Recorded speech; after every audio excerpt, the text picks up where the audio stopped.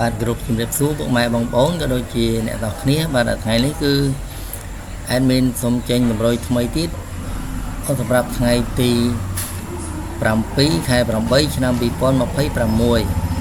បាទអញ្ចឹងគឺថ្ងៃនេះ admin បានដកស្រង់លេខដ៏ល្អបាទក៏ដូចជារិះរកបាទលេខពិសេសយកមកដាក់ជូនពុកម៉ែបងប្អូនបាទចំពោះលេខអស់គឺយើងមានលេខកតុង50បាទពុកម៉ែបងប្អូនអាចអស់កតុង50ហើយចំពោះលេខតូចគឺយើងមានលេខ51គុណ58គុណ70គុណនិង14គុណបាទហើយចំពោះលេខធំគឺមានលេខ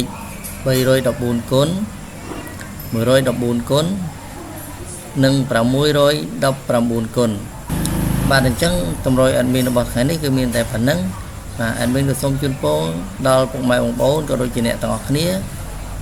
ឲ្យសំណាងល្អហើយញញអ្នកគ្នាបាទ admin សូមជម្រាបលាបាយបាយ